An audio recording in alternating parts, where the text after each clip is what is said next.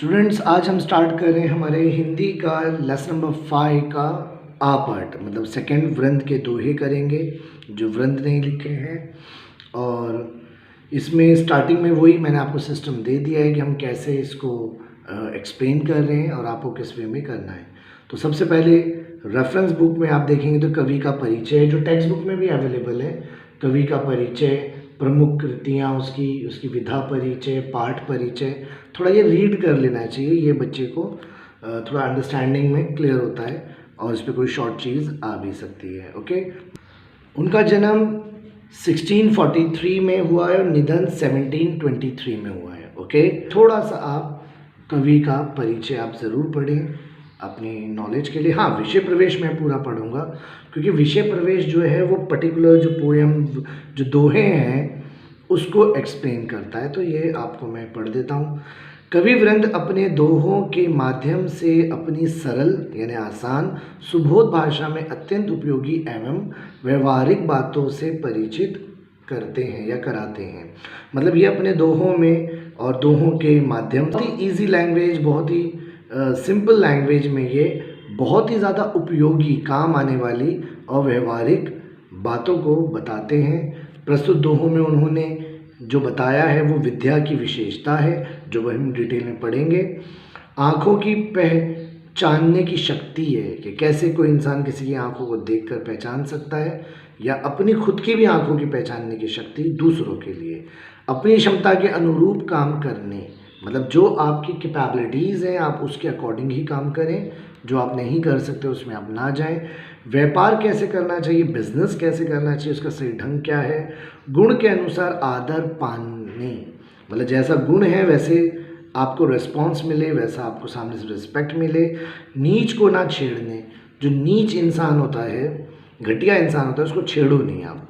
तथा पालने में ही बच्चे के लक्षण दिख जाने, मतलब जब बच्चा पालने में होता है, क्रेडल में होता है, झूले में होता है, इन शॉर्ट इसका मतलब है जब बच्चा पैदा हो जाता है तो उसको देख के ही बहुत सारे लक्षण, उसके साइंस हमें उसके बच्चे के बारे में पता चल जाता है। ऐसी बहुत सारी बातों को, नीतिपरक बातें उन्होंने बताई हैं। तो अब हमने ये पोएम में आपको सबसे पहले थोड़ा सा कवि का परिचय आपको पढ़ना है। विषय प्रवेश मैंने डिटेल में बताया, जो आपको इस पोएम की एक शॉर्ट थीम बता देता है कि आखिर हम पढ़ने क्या वाले हैं। अब हमें यहाँ पर दोहे आएंगे, मैं दोहों की दो दो लाइनें पढ़ूंगा और उसके बाद उसका जो सरल अर्थ है हिंदी में वो मैं आपको सिंपल हिंदी में समझा दूंगा। ओके, चलिए अब हम स्टार्ट करते हैं हमारी पोएम, ठीक है ना। सरस्वती के भंडार की बड़ी अपूरब बात, ज्यों खर्चे त्यों त्यों बढ़े, बिन खर्चे घटी जात।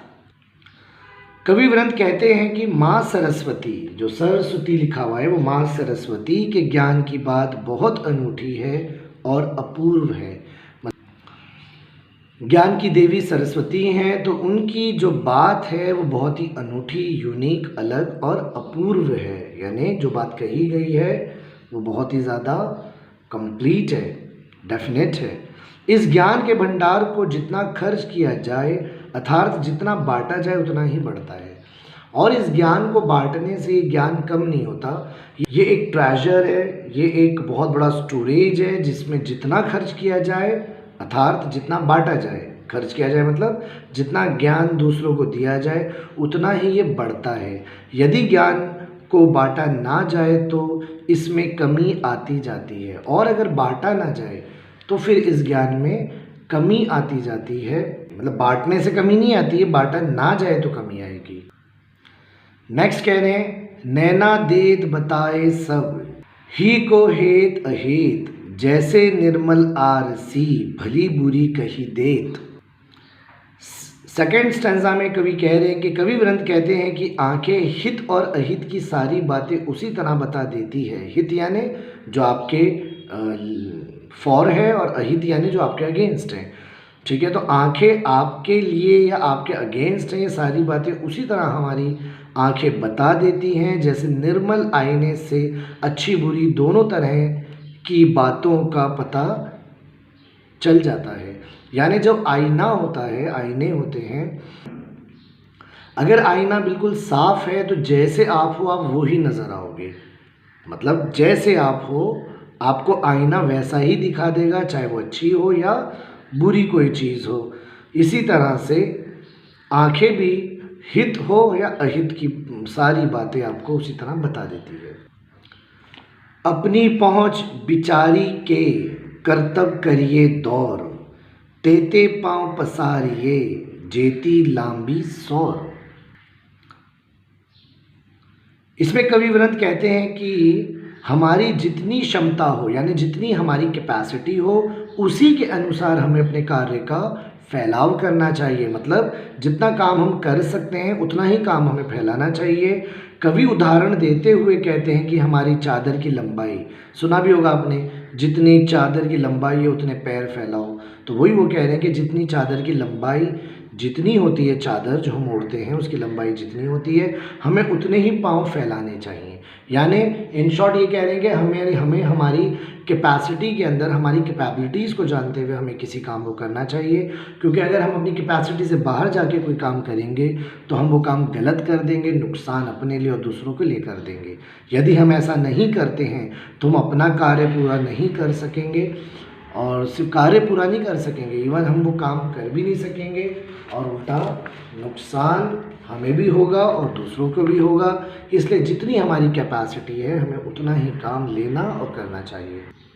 फेर ना हवे है कपट सो जो कीजे व्यापार, जैसे हांडी काठ की चढ़े ना दूजी बार। इसमें कवि कहते हैं कि व्यापार यानी लेन देन में हमें, अपने बिजनेस में हमें छल कपट का सहारा नहीं लेना चाहिए। यानी हमें कभी भी अपना छल कपट, किसी को धोखा देना, कम तोलना, गलत तोलना, मिलावट करना, ये सब छल कपट में आता है, नहीं करना चाहिए। यदि हम एक बार छल कपट से काम लेते हैं और अगर हमने छल कपट धोखाधड़ी से काम लिया तो दूसरी बार हम व्यापारी अथवा ग्राहक से लेन देन नहीं कर सकते।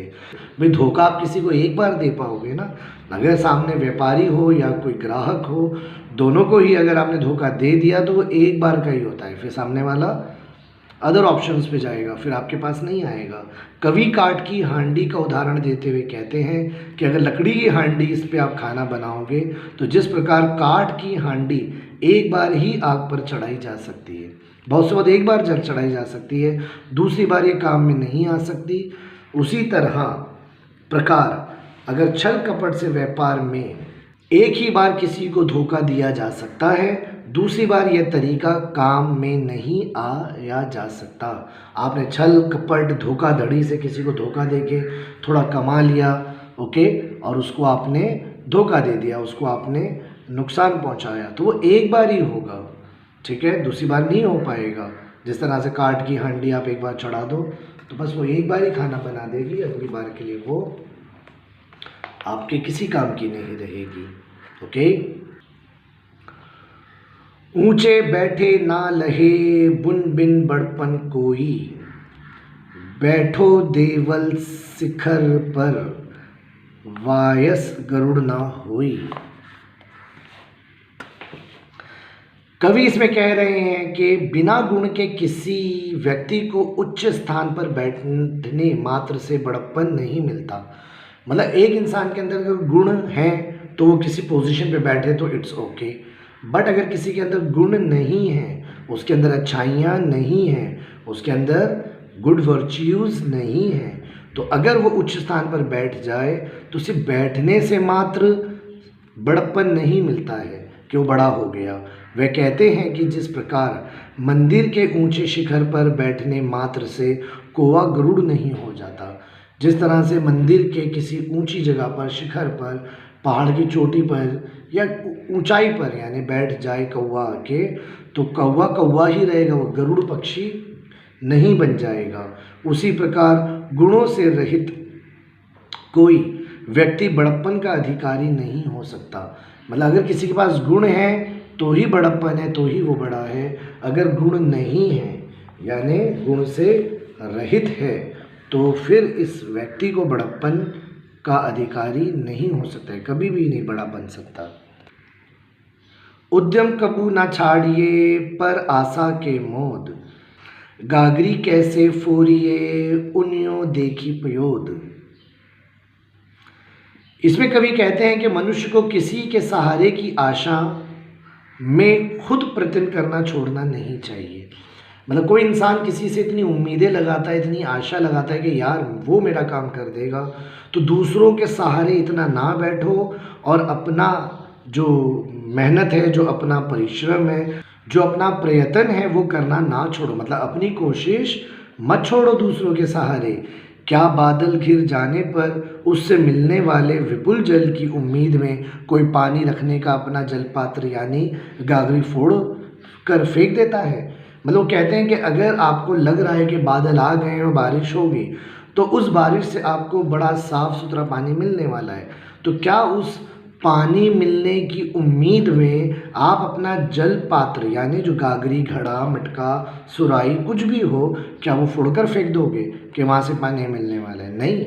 मतलब कोई आप किसी से होपफुल हो, कोई आपकी मदद करे, कोई आपको लाइफ में हेल्प करेगा, आपको ऐसा लगता है कि वो करेगा या वो कर रहा है, तो वो कर रहा है इसका मतलब नहीं कि आप अपनी मेहनत करना छोड़ दीजिए। आप अपनी कोशिश अपनी जगह करते रहिए। जो कोई दूसरा करता है वो आपके लिए एक बोनस की तरह है। ये नहीं कि वो कर देगा तो आप अपना काम छोड़ दें और आप अपनी जिम्मेदारी से हट जाएं। ओके, जिस तरह से पानी की उम्मीद में आप अपना मटका नहीं फोड़ दोगे कि भाई अब तो पानी डायरेक्ट आ जाएगा। ओके, कहूँ कहीं नीच ना छेड़िए भलो ना वाको संग, पाथर डारे कीच में उछरी बिगारे अंग। कवि वृंद इसमें कह रहे हैं कि जो नीच इंसान होता है, ठीक है ना, अर्थात बुरे आदमी को कभी कुछ बुरा भला मत कहो। मतलब जो इंसान बुरा है, नीच है, आपको पता है ये बुरा है, ये नीच है, तो आप उसे बुरा मत कहो, मत छेड़ो कहकर। क्योंकि जैसे कीचड़ में पत्थर फेंकने पर कीचड़ की गंदगी अपने ही ऊपर आ जाती है। कीचड़ कीचड़ है, कीचड़ उड़ के अपने आप तो आपके ऊपर आती नहीं है, जब तक उसमें कोई पत्थर ना मारे, आप खुद ना मारो या कोई और ना मारे। तो ऐसे ही जैसे कीचड़ में आप पत्थर मारेंगे और उसकी गंदगी, उसकी कीच, उसकी गंदगी आपके ऊपर आ जाएगी, इसी तरह से एक नीच इंसान भी उसी कीचड़ की तरह होता है। अगर आप उसे कुछ बुरा भला कहो, उसे छेड़ो, तो उसकी गंदगी, उसकी बातें वो फिर आपके ऊपर आएंगी। उसी तरह बुरे आदमी की गई बातों के बदले उसके द्वारा कहे गए अपशब्द हमें सुनने पड़ते हैं। मतलब उसके द्वारा कही गई बुरी बातें फिर आपको ही झेलनी है, आप पे ही आएंगी। जो पावे अति उच्च पद ताको पतन निदान, जो तपी तपी मदियाहन लो अस्त होतु है भान। इसमें कवि कह रहे हैं कि जिस व्यक्ति को उच्च पद प्राप्त होता है, यानी कोई इंसान अगर हाई पोजीशन में पहुंच जाता है, उसका भी एक ना एक दिन पतन होना निश्चित है। जिस प्रकार मध्याह्न का सूर्य उस समय बहुत तपता है, पर उसे भी एक समय अस्त हो जाना पड़ता है। मतलब चाहे वो कितनी भी पोजीशन में पहुंच जाए, एक दिन उसका पतन यानी उसका डिक्लाइन होना निश्चित है। मतलब पक्की बात है कि आज वो हाई पोजीशन पे है, आगे बढ़ा है, लेकिन एक ना एक दिन ऐसा आएगा कि उसका पतन होगा, वो डिक्लाइन होगा। जिस प्रकार मध्याह्न का सूर्य, मिड डे का जो आपका सूर्य टाइम होता है, उस समय बहुत तपता है। मतलब जब मिड नून होता है उस टाइम पे सूरज बड़ा तपता है, बड़ी गर्मी देता है, पर एक समय ऐसा आता है कि जब वो डूब जाता है, अस्त हो जाता है, तो उसकी गर्मी, उसकी तपिश, उसकी सारी वो जो तपा रहा था वो हमें वो चीज़ ख़त्म हो जाती है। यानी सूर्य के अस्त होने पर उसकी वो गर्मी नहीं रहती। जो जाको गुण जान ही सो तही आदर देत, कोकिल अम्बही लेत है काग निबोरी लेत। जिस व्यक्ति को जिस चीज़ के गुणों के बारे में जानकारी होती है वह उसे ही सम्मान देता है। मतलब जिस चीज़ के बारे में आपको नॉलेज है, जिसकी इन्फॉर्मेशन आपको डेफिनेट है, आप उस गुण को, उस अच्छाइयों को अगर जानते हो तो आप उसे फिर सम्मान देते हो, रिस्पेक्ट देते हो, उसकी वैल्यू समझते हो। जैसे कोयल आम का स्वाद लेती है और कौवा निबोरियों ही खाता है। जिस तरह से कोयल होती है वो आम का स्वाद लेती है, क्योंकि कोयल के लिए आम का स्वाद उसकी जानकारी में है, ठीक है। लेकिन कौवा जो होता है वो निबोरियाँ जो नीम की पेड़ होता है, नीम का पेड़, उसमें जो गोल छोटे छोटे ग्रीन येलो उसका फल एक टाइप का छोटा सा, उसे निबोरियाँ कहते हैं। तो जिस तरह कोयल आम का स्वाद समझती है और लेती है, कौवा नहीं, उसी तरह से कौवा निबोरियों को जानता है तो उसी को खाता है, वो उसी को जानता है। आप कारज आपनो करत कुबुद के साथ, पाए कुल्हाड़ी आपने मारत मूरख हाथ। कवि कहते हैं कि अविवेक के साथ किया गया कार्य स्वयं के लिए हानिकारक सिद्ध होता है। मतलब किसी बेवकूफ़ के साथ, जिसके पास अब दिमाग ना हो या वो प्रॉपर यूज़ ना करता हो, मूर्ख इंसान हो, उसके साथ अगर कोई काम करोगे तो फिर हानि यानी नुकसान होना हो सकता है कि आपको नुकसान हो, वो हानिकारक सिद्ध होगा, साबित होगा, नुकसानदेह। ठीक उसी तरह जैसे कोई मूर्ख अपने अविवेकता से कोई कार्य कर अपने पाँव पर अपने हाथ से कुल्हाड़ी मार लेता है, जिस तरह से कोई अविवेक इंसान हो, अगर वो कोई काम करता है तो वो अपने पाँव पर खुद ही कुल्हाड़ी मार लेता है, यानी अपना नुकसान खुद ही कर लेता है। एक कहावत भी है, अपने पैर पे खुद कुल्हाड़ी मारना। तो मूर्ख इंसान जो होता है, बेवकूफ़ जो होता है, वो हमेशा नुकसान पहुंचाता है और वो अपने काम में अपने ही नुकसान ज़रूर करेगा। कुल कपूत जानियो परे, लखी शुभ लक्षण गात, होनहार बिरवान के होत चिकने पात। ओके, लास्ट 2 लाइन्स का मीनिंग ये है कि कवि कहते हैं कि पालने में बच्चे के शरीर के लक्षण देखकर उसके अच्छे बुरे होने का पता चल जाता है। मतलब जब बच्चा पालने में होता है, झूले में होता है, यानी पैदा हुआ है, उसकी लाइफ की जो इनिशियल डेज हैं उसमें ही उसको देखकर उसके अच्छे बुरे होने का पता चल जाता है। जैसे किसी पौधे के चिकने और स्वस्थ पत्ते देखकर उसके होनहार होने के लक्षण दिखाई देते हैं, कि किसी पौधे को देखकर कि वो कितना स्वस्थ है, कितना अच्छा है, ठीक है, तो वो देखकर उसके बारे में जैसे हमें पता चल जाता है, उसी तरह कोई बच्चा जब पालने में हो तो उसके शरीर, उसके हाथ पैर देखकर ही उसके बारे में पता चल जाता है। So class 12 this is all about your वृंद के दोहे, एंड ये पोएम हमने कंप्लीट कर ली है। स्टार्टिंग के 5 लेसन्स हमने कर लिए, जिसमें से 2 तो ओमिट थे, तो एक हमने नवनिर्माण किया है, फिर हमने एक लेसन किया आदर्श बदला, फिर हमने वृंद के दोहे और इससे पहले गुरुबानी। तो ये 4 चीज़ हमने कर ली। इसको आप प्रिपेयर करें। कोई प्रॉब्लम हो तो मुझे कॉल करें, मैसेज करें, डाउट्स पूछें, हम इसे कराएंगे।